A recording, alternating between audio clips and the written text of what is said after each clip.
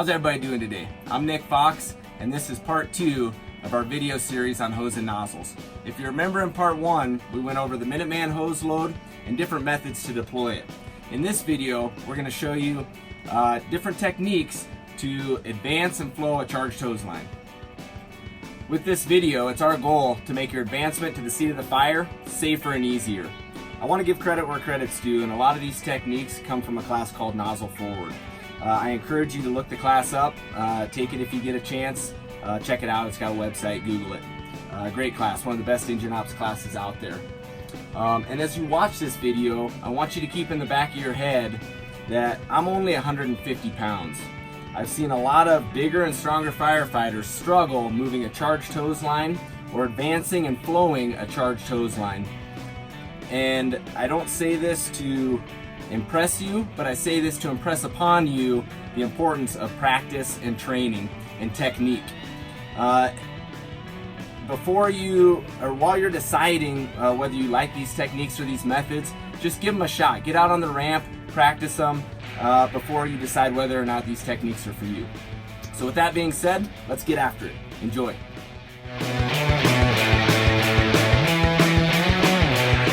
First, we're going to talk about some of the nozzleman responsibilities, from evaluating our stream to making entry to advancing on the fire and knowing when and when not to flow. Let's talk about some of the skills associated with it. So let's talk about a couple different methods of holding and flowing a charged hose line.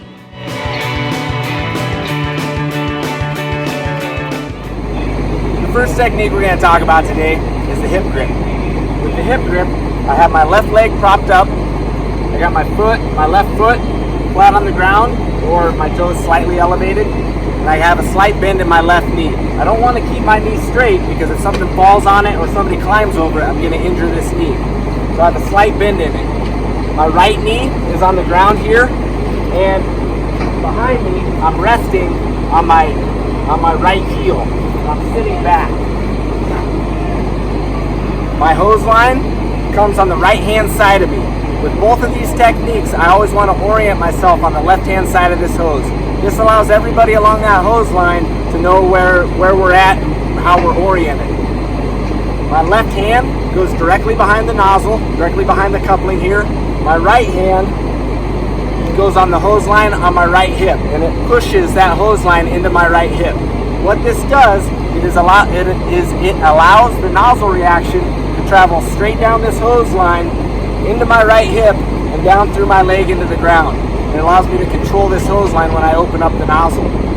As I operate this nozzle, my left hand is the only one that leaves this hose line. I bring my left hand from behind the coupling, I reach up and grab the bail and open the nozzle up. And then my left hand goes directly back to behind the coupling. When I go to shut it, the left hand comes off, grabs the bail, and closes the nozzle. I want to make sure that this nozzle is oriented on the left-hand side of this hose line. It allows me to pull straight back on this hose line when I pull on that bail so that it doesn't kink on me. If I have the bail oriented on the right-hand side of this hose line and I reach across to open up this bail, the force can cause that hose line to kink and I can lose control of that hose line. So make sure you orient your bail to the left-hand side of this hose line, like so.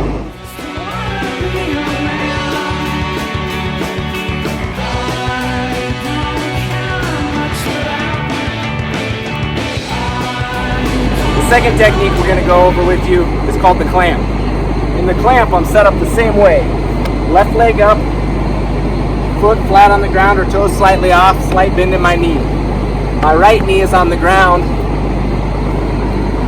while I'm resting on my right heel or my right ankle, depending on how my foot is oriented behind me. With this method, the hose line, I'm still oriented on the left-hand side of the hose, but this hose line is going to come underneath my right ankle. The hose line comes down, same thing. Nozzle's about an arm's length in front of me, the tip of the nozzle. Left hand is right behind the coupling. Right hand is further down the hose line, supporting that hose line, preventing it from kinking down here. If you come around to the back side here, you can see how I'm sitting on this hose line with my right ankle. That allows all the nozzle reaction while I'm flowing this line to travel down the line and straight into the ground. It's a very comfortable position to flow the nozzle for long periods of time, or if there's just too much nozzle reaction and you can't manage it in the hip grip, the clamp is a good way to manage that nozzle reaction. Same thing, bail on the left-hand side. Left legs kick slightly out, not too narrow so I don't fall over. Hands on the hose, left hand comes off, opens up the bail.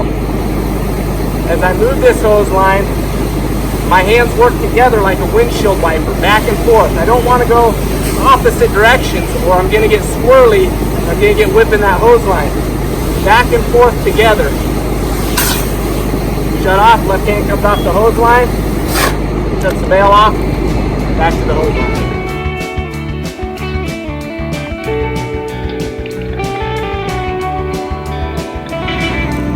One thing to make note is if you notice in the standing position, really holding this hose line, it's the same as on the ground. I'm holding it in the hip grip.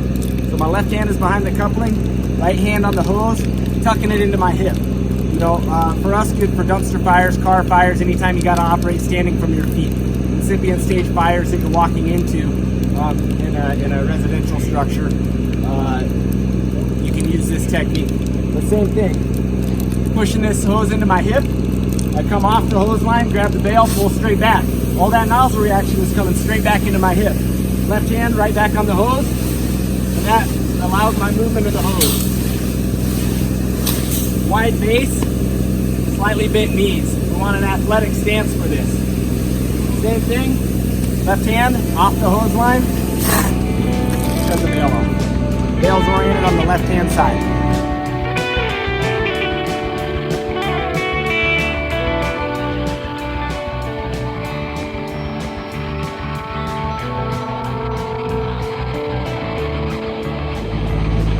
Now we're going to talk about advancing the hose line with the knee walk and clamp slide using the previous grips that we just taught you.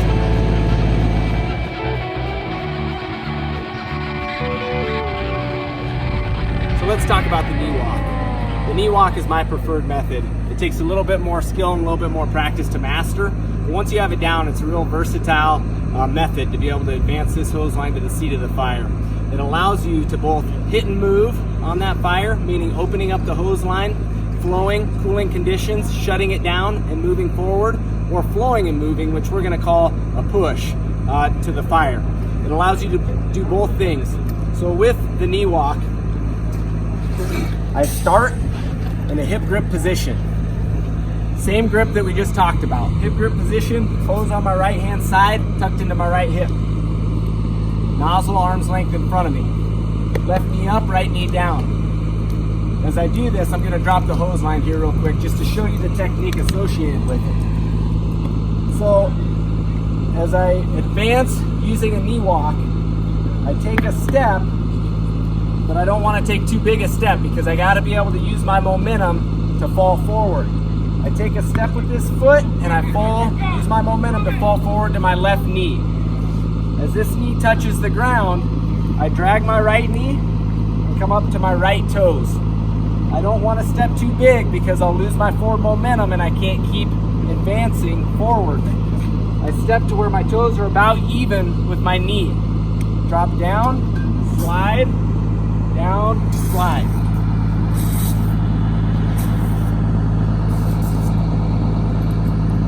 While you're doing this technique, you have to be careful and make sure, as with any structure fire, that the fire isn't below you or there isn't fire in the basement, because it could allow you to go straight into a hole that's burned through the floor because you're not sounding in front of you as you move forward. It's just something you have to be aware of. With the hose line, this is how it looks. I'm holding the hose line in the hip grip, left foot up, drop to my left knee. My right foot comes up, I drop to my right knee. Left foot,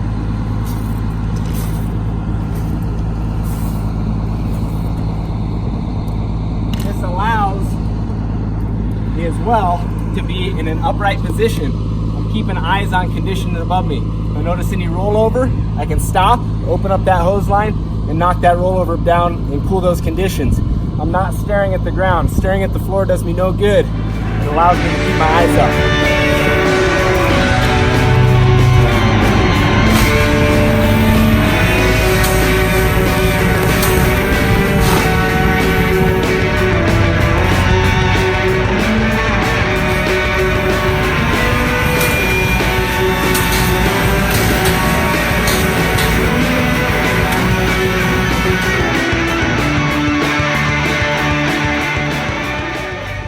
second method we're going to teach you is the clamp slide.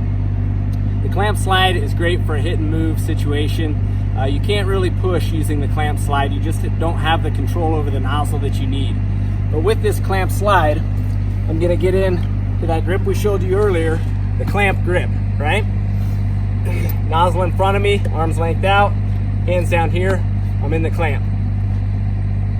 As I hit and move with the clamp slide, so hit and move is flowing water, cooling the environment, shutting it down, moving forward. As it gets hot, I stop, I open the nozzle back up, I flow, I cool the environment, I shut it down, and I move forward again. This is how the hit and move works in the clamp slide. So I go ahead and open my nozzle, I'm flowing, cool the environment, I get return of water so that I know that the environment's sufficiently cool, and I go ahead and shut my nozzle down. After I shut my nozzle down, my hand comes right back behind the coupling here, but I pull this hose to my left shoulder. That creates a kink in the hose underneath my right ankle. That allows me to plant my right hand on the ground and kick my right foot through and slide. I reset my hand and my left foot and slide my right ankle through. Reset, slide.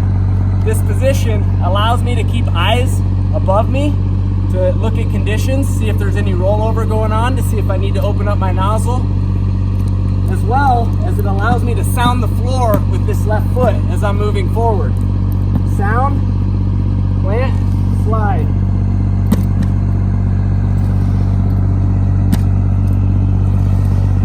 All of my weight in this clamp slide position is back. So if I have a hole in front of me because we didn't recognize that we had a basement fire and it's burnt through, I have a better chance of avoiding going directly into that hole because I feel it with my foot and my weight's back on this hose line as I'm moving forward.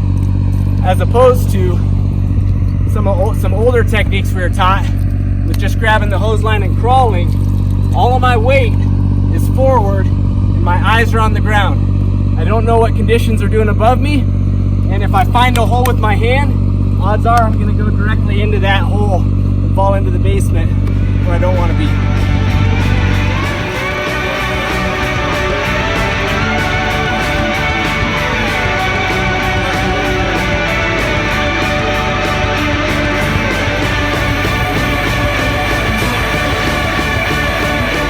Clamp slide method can be practiced without a hose line too. And so if you want to practice this skill or you're not feeling comfortable with the hose line, I encourage you to practice it without it for a little bit just to get used to it. So it just kind of looks like this. Kick through.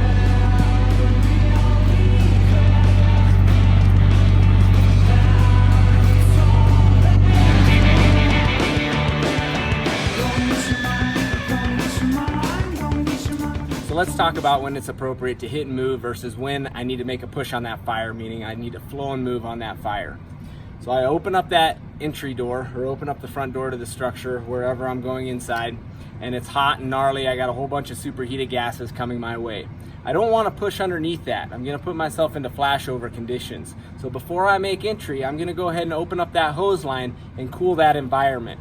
As I start to cool that environment, I start close to me, directly overhead, and I work back and forth in an upside down U pattern, pushing away from me, cooling the ceilings and walls as I'm cooling all the superheated gases up near the ceiling. So when do I shut my line down? As I get return of water, I know those conditions overhead have sufficiently cooled down, and I can now shut my line down. What I've just done is I pre-treated the ceilings and the walls with water. What doesn't burn? Wet stuff doesn't burn. At this point, I can go ahead and make my move and advance forward into that area that I've just cooled down. As I move forward into that area and it starts to get hot, as that heat starts to build, I don't need to see fire. If I feel heat, I'm gonna go ahead and stop. I'm gonna open up my line and I'm gonna cool that environment again, starting directly overhead and pushing away from me down the hallway to the fire room, staying in one spot, using the reach of my hose line to cool that entire area. I get return of water, I know it's sufficiently cooled, I go ahead and shut my hose line down and I move into that area. What happens if I shut my hose line down and that heat comes right back at me? that's when I have to make the decision that I now have to flow and move. I don't necessarily have to back out of this structure. It's just saying that my line's gotta keep flowing. I gotta keep putting that GPM out to compensate for the BTUs that fire's putting off. So I'm gonna open my line at this point and I'm gonna leave it flowing. So if I've been hitting and moving and the clamp slide, I now have to make the decision that I gotta flow and move. And that's where this transition comes from the clamp to the hip grip, so that I can knee walk to the seat of that fire. So at this point, I can't shut my line down. I'm flowing, I go ahead and pin it, I move my knee over, I bring it up to my hip as I'm flowing. Once I get it here, I go ahead and transition into my knee walk, and I keep flowing and moving as I'm advancing on the seat of that fire. So let's show you the transition from a hit and move to a push. Just realize that more often than not, a push isn't that far. A push may only be 10 feet, 15 feet down that hallway to get to the seat of the fire. So you aren't knee walking or pushing, flowing and moving for 50 yards, 100 yards, right? It's a short distance that generally you have to do this push for. So let's go ahead and take a look at it. So as I start out in the clamp, and I'm gonna do this first while I'm not flowing, and then I'll show you while I'm flowing. But as I'm in the clamp position, to transfer over, I take my right hand that's on the hose line here, and I pin it to the ground. As I pin that hose to the ground, that allows the nozzle reaction to come straight into the ground at the point where my hand's pinning it. I pick up my right knee and I shift it to the left-hand side of the hose. When I do this, I want to make sure my knee settles a little bit behind my right hand. If I bring it in front of my right hand, as I pick this hose up to get into my hip grip, the nozzle reaction is going to push it back, and I'm going to be choked up on this hose line and not have the proper amount of hose out in front of me. As I make this transition, I pin, drop my knee behind my right hand, and as I pick this hose up, that nozzle reaction will push this hose right back into my right hip pocket where I can pin it and be in that hip grip position. So let's show you while flowing the line. I get return of water, I know it's cooled, I shut down. I move forward, forward. It starts to get hot, I stop, I open up my line.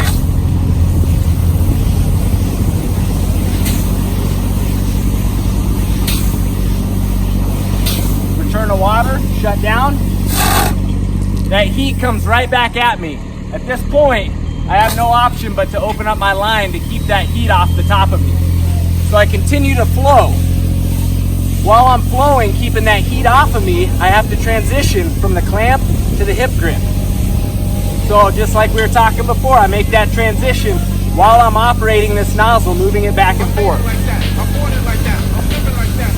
Once I've made the transition, I can now make my push.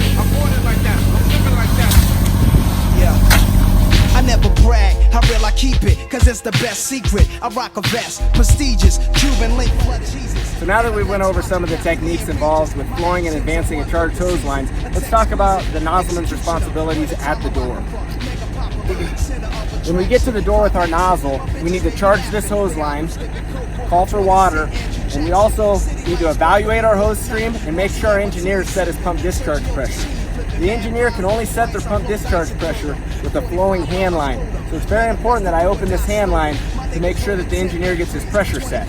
When I first get on this hand line, I want to open it up and let it flow for a bit.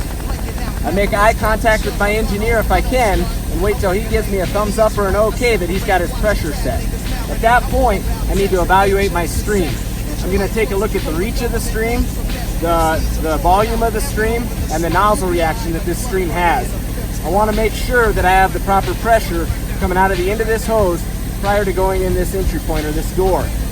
I also want to take a look at my stream and make sure it's a nice solid stream coming out of this smooth bore. If it's a broken pattern like this, I got to recognize that and know that something is going on with this nozzle, and I need to address that before I make entry into this structure.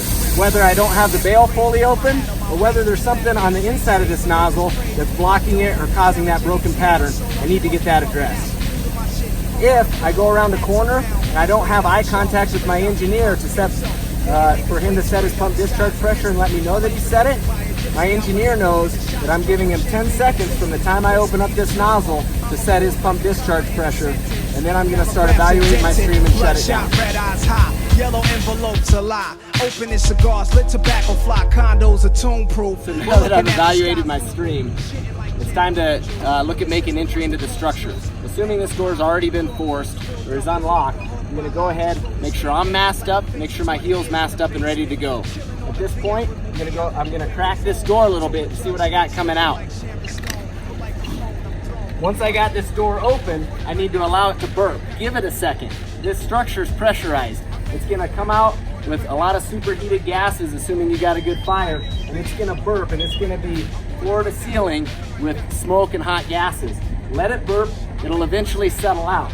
Once it settles out and you get that thermal layering, take a quick look underneath that thermal layering to get the layout of the room you're about to go into, and maybe give you some insight on how you're going to get to the seat of that fire. Also, you're looking for victims as well. So it levels out, I take a quick look, see what I got, and at this point I go ahead and make entry into the structure. Wise men build and destroy, while the real McCoy, dope fiend, named Detroit is still dealing boy. Coke suppliers acting biased. One important thing we want to talk about is our nozzle pattern, and not talking about fog or smooth, but actually how we're operating the nozzle when we're flowing the line. There's a lot of different methods out there, the T, Z, O. One of the methods that a lot of guys are using these days that seems to work really well is the upside down U. And if you think about it, most of our superheated gases are at the ceiling. The hottest point in the rooms or the hallways that we're going down is the ceiling and the upper walls. That upside down U captures the ceiling and the walls as you're moving it, starting close to you and working your way away from you using the reach of your hose stream. Every once in a while, coming down, making a full circle, sweeping that ground so you can hit any hot embers, any metal siding, stair railings, stuff like that may melt through your hose. So every once in a while, come down, sweep that floor, come right back up to the ceiling, and do your upside down U to cool those superheated gases and push them away from you. MC, ex-slug filler, semi-mug, pillar demi, bottles of mo, yo, simply follow me. So now that we made the fire room and we got a good knock on the fire, there's three things we can start doing. Our heel or our backup firefighter can peel off the line and start a search of the fire room. The nozzleman can start hydraulically ventilating. With the smoothbore nozzle, a lot of us might not be familiar with this with these new nozzles, but the smoothbore nozzle to hydraulically ventilate, we don't have to peel the tip off of it. We can leave the tip on, we just open the line at half bail, and it breaks the pattern up, which allows us to hydraulically ventilate through the window. And I'll show you that here real quick right now.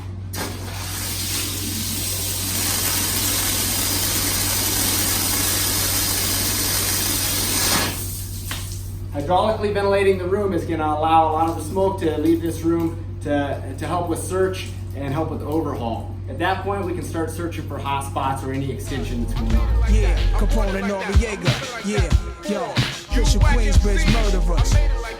Mob deep, keep it real though. Now let's talk about the heel position.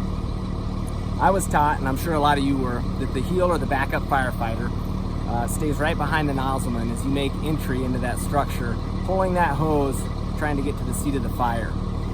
This is a tough practice. It makes it real hard to advance that hose line smoothly. You go past one corner or friction point and that hose starts to get bound up and you both end up tugging on that hose trying to make the fire room. Really what that heel or backup position is used for, or should be used for, is managing those friction points. They don't have to stay right behind that nozzleman. That nozzleman's going to be fine. That heel is designed to bounce back and forth from friction point to friction point to be able to preload hose and move hose so that it's a nice, easy advancement to the seat of that fire. So let's go ahead and talk about the heel positioning and the responsibilities of the heel. When the heel steps off the rig, we got to go to the hose bed, make sure that that supply side of that hose is clear. The nozzleman's going to take the Minuteman side of that hose bed, but the heel has to make sure that the supply side is clear. Maybe the nozzleman took both, maybe they didn't. If they left the supply side, it's our responsibility to get rid of that hose in one direction or the other. After we've done that, we need to walk our hose line and manage any kinks that might be in this hose line, correcting them as we go along. When we get to the front of the building here, or close to where our nozzleman's deployed this hose, we need to check our nozzleman's deployment. Maybe it's not set up real good. Maybe our nozzleman was in a hurry and we ran into some problems with the hose deployment and we got a bundle of hose right here. As the heel, it's my responsibility to fix that. Once the nozzleman crosses that threshold into the building, I'm responsible for getting that hose to the nozzleman and for the advancement of that hose line to the seat of that fire. If my hose is all messed up on the outside, it's gonna cause problems on the inside. So fix that hose and organize that hose for you.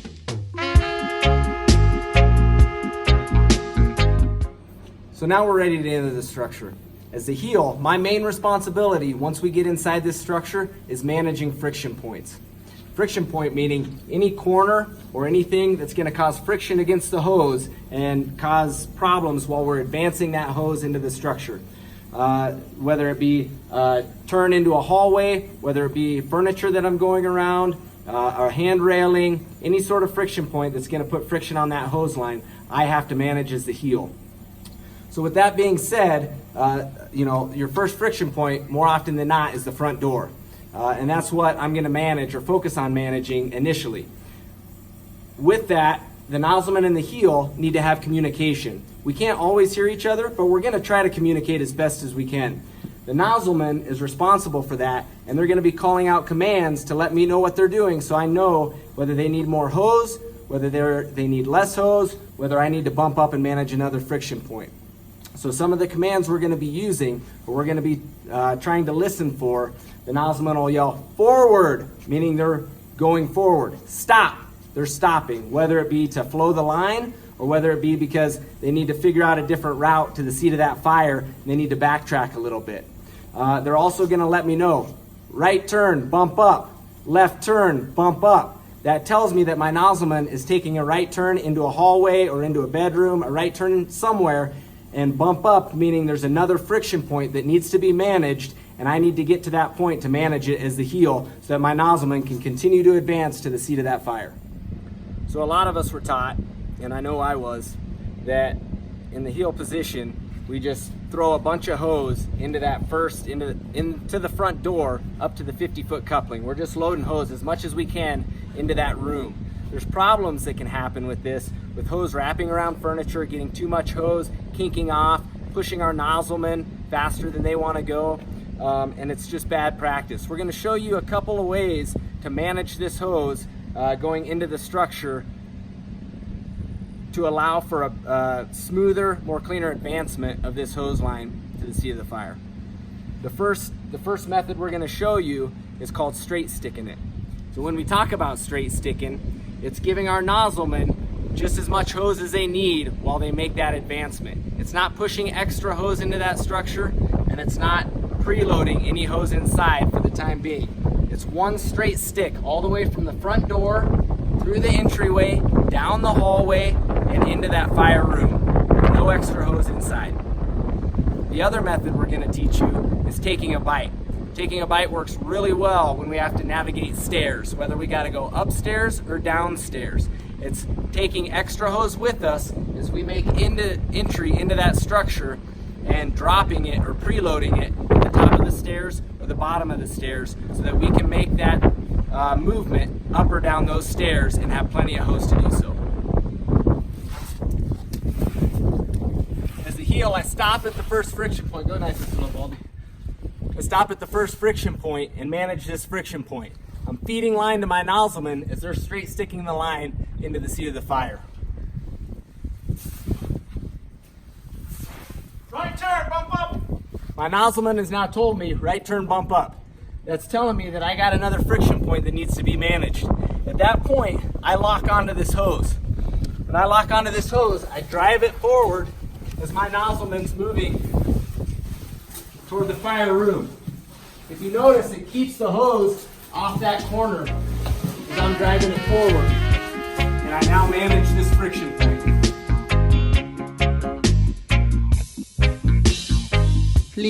So let's talk about managing friction points and corners as the heel. When I line up on this hose, I'm lining up on the left-hand side. So if my nozzleman's taking a right-hand turn, I'm automatically set up on the outside of this corner when I come to it. So I just stage at this friction point, keep the hose off of it, and shuffle hose around that corner. The only exception, I wouldn't say the only exception, But one exception to crossing that line and getting on the right-hand side of that line is when we're making a left-hand corner. If my nozzleman makes a left-hand turn, and I go to bump up on this hose, and I stay on this left-hand side, I position myself between the corner and my hose line. If I get a coupling that's caught, or a coupling that gets stuck behind me, and my nozzleman keeps advancing, this hose is going to pin me against the corner, or possibly right up and dislodge my mask. We don't want to be put in that situation.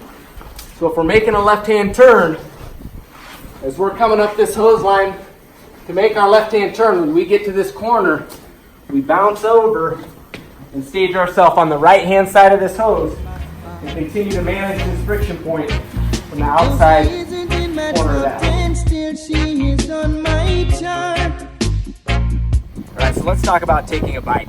Anytime we're going up a grade or down a grade, meaning going into a basement or maybe to a second story, it's the heel I got to think about taking a bite. It allows me to bring extra hose with me into the structure to preload the top or bottom of those stairs so that we can make that advancement up or down those stairs. It's the one time that I'm going to position my hose so that the attack is under the supply. Let me show you real quick. Right now my attack is over my supply. It's real easy to organize this to be able to take a bite. I just take my attack, put it right underneath my supply like this, so I have a bite of hose right here. As we make entry into this structure, normally when I grab this hose line as the heel, I underhook it. But when I take a bite, it's the other exception, I overhook it. It allows this bite to ride right on my wrist here, and I can drag all this extra hose that you see over here with me to the top or bottom of those stairs. When I'm taking a bite into the structure, this is one time where I'm going to stay on the back of my nozzleman. Whether it be 5 or 8 feet behind that nozzleman, I'm going to follow them into that structure, meaning I'm not managing friction points at that time. I'm not managing the front door. I'm not managing any other friction points we come to. I'm trying to take that extra hose with me all the way to those stairs. If I have another firefighter behind me, we can use that firefighter to manage those friction points. So let's go ahead and show you what it looks like.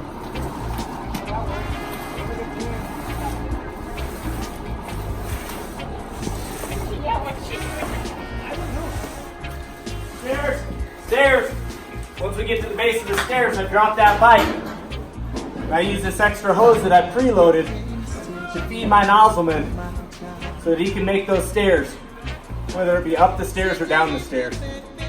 Thanks so much for watching these videos today. I truly hope you enjoyed them and I hope you got something out of them. If you have any questions on the content we covered, please feel free to reach out to me, Nick Fox, Station 8C Shift, or the Incumbent Training. Thanks to the Incumbent Training staff for putting this stuff on and putting these videos together. They spend a lot of hours putting this together so it looks good for you. Otherwise, get out there, practice, train hard, and keep going. Thanks. Bye. She's still taking lessons from me.